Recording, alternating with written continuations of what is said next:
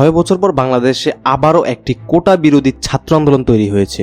শিক্ষার্থীরা এবার ঐক্যবদ্ধ হয়েছে বৈষম্য বিরোধী ছাত্র আন্দোলন নাম দিয়ে। সরকারি চাকরিতে কোটা ব্যবস্থা স্থায়ী সমাধানের লক্ষ্যে টানা এই আন্দোলন চালিয়ে যাচ্ছে তারা। কোটা সংস্কারের এক দফা দাবিতে গড়ে ওঠা এই ছাত্র আন্দোলন সারা দেশে ছড়িয়ে পড়েছে। দেশের বিভিন্ন বিশ্ববিদ্যালয় ও কলেজের শিক্ষার্থীরা দলমত নির্বিশেষে এই আন্দোলনে অংশ নিচ্ছেন এবং তাদের পক্ষ থেকে ঘোষণা এসেছে দাবি পূরণ না হওয়া পর্যন্ত তাদের আন্দোলন চলবে। আন্দোলনরত এই সকল শিক্ষার্থীদের এক দফা দাবি সরকারের নির্বাহী বিভাগের কাছে। তাদের এই এক দফা দাবিতে বলা হয়েছে সরকারি চাকরির সকল গ্রেডের অযৌক্তিক ও বৈষম্যমূলক কোটা বাতিল করে সংবিধানে উল্লেখিত অনগ্রসর গোষ্ঠী ও বিশেষ চাহিদা সম্পূর্ণদের জন্য কোটাকে ন্যায্যতার ভিত্তিতে ন্যূনতম পর্যায়ে এনে সংসদে আইন পাশ করে কোটা পদ্ধতিকে সংস্কার করতে হবে। মুক্তিযোদ্ধা কোটা বাংলাদেশের সরকারি চাকরিতে নির্ধারিত একটি সংরক্ষণ ব্যবস্থা, যা 1972 সালে মুক্তিযুদ্ধে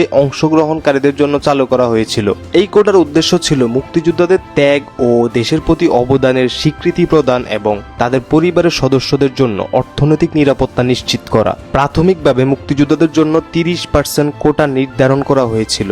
পরবর্তীতে মুক্তিযোদ্ধাদের সন্তান এবং নাতি নাতনিদেরও এই কোটায় অন্তর্ভুক্ত করা হয়। সময়ের সাথে সাথে মুক্তিযোদ্ধা কোটার নীতি বিতর্কের কেন্দ্রবিন্দুতে পরিণত হয়। আন্দোলনকারীদের দাবি, এই কোটা নীতি মেধা ও যোগ্যতার ভিত্তিতে নিয়োগকে বাধাগ্রস্ত করে এবং বৈষম্য সৃষ্টি করে। 1972 সালে চালু করা মুক্তিযোদ্ধা কোটা নীতি প্রাথমিকভাবে মুক্তিযোদ্ধাদের জন্যই সংরক্ষিত ছিল, কিন্তু পরবর্তীতে এই কোটার পরিধি ক্রমশ বৃদ্ধি পেতে থাকে। 1973 সালে মুক্তিযোদ্ধাদের স্ত্রীদেরও কোটায় অন্তর্ভুক্ত করা হয়। 1980 সালে মুক্তিযোদ্ধার সন্তানদেরও কোটায় অন্তর্ভুক্ত করা হয়। 1990 সালে মুক্তিযোদ্ধাদের নাতি নাতনিদেরও কোটায় অন্তর্ভুক্ত করা হয়, যার কারণে সরকারি চাকরিতে কোটার পরিমাণ বৃদ্ধি পায়, মেধা ও যোগ্যতার ভিত্তিতে নিয়োগ ব্যাহত হয়, বৈষম্যের সৃষ্টি হয় ও অন্যান্য যোগ্য প্রার্থীদের সুযোগ কমে যায়।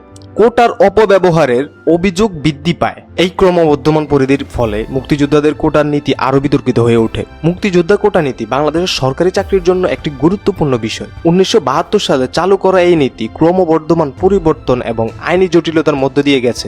গুরুত্বপূর্ণ পরিবর্তনগুলির মধ্যে রয়েছে 2018 সালে কোটা আন্দোলন হওয়ার পর বাংলাদেশ সরকার প্রথম ও দ্বিতীয় শ্রেণীর সকল সরকারি চাকরিতে কোটা ব্যবস্থা বাতিল করে। 2021 সালে মুক্তিযোদ্ধাদের সন্তানেরা উচ্চ আদালতে রিট করে কোটা পূর্ণ বহালের দাবি জানায়।